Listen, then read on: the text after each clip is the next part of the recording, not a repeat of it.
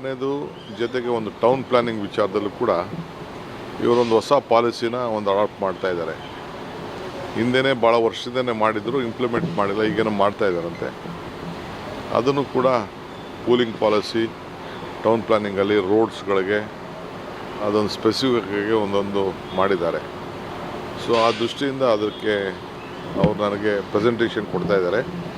ಅದಾದಮೇಲೆ ಈ ಕಸಗಳದ dumping ಯಾರ್ಡ್ಗೆ visit ಮಾಡ್ತಾ ಇದ್ದೀನಿ ನಮ್ಮ ಟೀಮ್ ಎಲ್ಲ. ಹೈಕಮಾಂಡ್ ಭೇಟಿ ಏನಾದರೂ ಮಾಡಿದ್ರೆ ಸರ್ ವರದಿ ಕೊಡಂತ?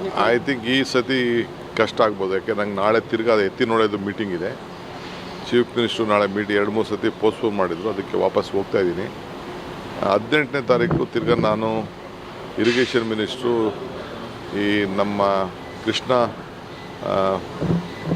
ಅವಾರ್ಡ್ ಇದೆಯಲ್ಲ, ಅವಾರ್ಡ್ ಬಗ್ಗೆ ನಾನು ಎಲ್ಲ MP ಗಳಿಗೆ ಪ್ರೈಮ್ ಮಿನಿಸ್ಟರ್ನ ಇರಿಗೇಷನ್ ಮಿನಿಸ್ಟರ್ ಭೇಟಿ ಮಾಡೋಣ ಅಂತ ಹೇಳಿದ್ದೆ. ಅದರ ಬಗ್ಗೆ ಈಗಾಗಲೇ ಅವರೊಂದು ಮೀಟಿಂಗ್ ಕರೆದಿದ್ದಾರೆ. ಮೊದಲು ಫಿಕ್ಸ್ ಆಗಿತ್ತು, ಕ್ಯಾನ್ಸಲ್ ಪೋಸ್ಟ್ಪೋನ್ ಆಗಿತ್ತು, ಈಗ ಅವ್ರು ಕರೆದಿದ್ದಾರೆ. ಭಾಳ ಸಂತೋಷ ಆದಂಥ ವಿಚಾರ ಅದು, ಅವಾರ್ಡ್ ಮಾಡಲಿಕ್ಕೆ. ಅದಕ್ಕೆ 18ನೇ ತಾರೀಕು ಬರ್ತೀನಿ. 12ನೇ ತಾರೀಕು CM ಕೂಡ ಬರ್ತಾ ಇದ್ದಾರೆ ಸರ್ ದೆಹಲಿಗೆ ವರಿಷ್ಠರನ್ನ ಭೇಟಿಗೆ.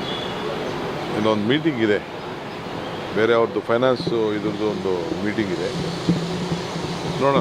ಸರ್, ಈಗ ಒಂದು ಪ್ರಶ್ನೆ ಅಂತ ಎದ್ದಿರೋಂಥದ್ದು, ಈಗ ರಾಜ್ಯಪಾಲರಿಗೆ ಆಹ್ವಾನ ಕೊಟ್ಟಿದ್ದು ಯಾರು ಅನ್ನುವಂಥದ್ದು ಸಾಕಷ್ಟು ಚರ್ಚೆ ಆಗ್ತಾ ಇದೆ. ಅದಕ್ಕೆ ಸರ್ಕಾರ ಒಂದು ಕ್ಲಾರಿಟಿ ಕೊಡಬೇಕು ಅನ್ನುವಂಥದ್ದು. ನೋಡಪ್ಪ, ನೀವು ರಾಜ್ಯಪಾಲರನ್ನು ಕೇಳಬೇಕು, ನನಗೆ ಕೇಳೋದು ಏನು ಹೇಳ್ತದೆ ಸರ್? ಗೋವಿಂದ ರಾಜು ಅವರು ಆಹ್ವಾನ ಕೊಟ್ಟಿದ್ರ? ನನಗೆ ಗೊತ್ತಿಲ್ಲ, ಅದೆಲ್ಲ ನನಗೇನು ಗೊತ್ತಿಲ್ಲ. ಎಲ್ಲಕ್ಕೆ ಇದನ್ನು ಪೂರ್ಣ ಅವರ ಆಯೋಗ ಎನ್ಕ್ವೈರಿ ಮಾಡ್ತಾ ಇದೆ. ನನ್ನ ಮಾತುಗಳಿಂದ ಯಾವುದೂ ಇನ್ಫ್ಲೂಯೆನ್ಸ್ ಆಗಬಾರ್ದು. ಸರ್, ಈಗ ರಾಜ್ಯಪಾಲರ ಕಡೆಯಿಂದನೂ ಕೂಡ ಯಾವುದೇ ರೀತಿಯಾದಂಥ ಫೀಡ್ಬ್ಯಾಕ್ ಬಂದಿಲ್ಲ. ಹಾಗಾಗಿ ಇದು ಪ್ರಶ್ನೆಯಾಗಿ ಉಳಿಯುತ್ತೆ. ಸರ್ಕಾರ ಆಹ್ವಾನ ಕೊಟ್ಟಿದ್ರೆ ಅದ್ರ ಬಗ್ಗೆ ಸ್ಪಷ್ಟನೆ ಕೊಡಬೇಕು ಅನ್ನುವಂಥದ್ದು ಒತ್ತಾಯ ಸರ್. ನೀವು ರಾಜ್ಯಪಾಲರ ಭೇಟಿ ಮಾಡಿ. ಸರ್, ಈಗ DCP ಬರೆದಂಥ ಪತ್ರ ಸರ್ DCP ಬರೆದಂಥ ಪತ್ರ ಭದ್ರತೆ ಬಗ್ಗೆ ಸರ್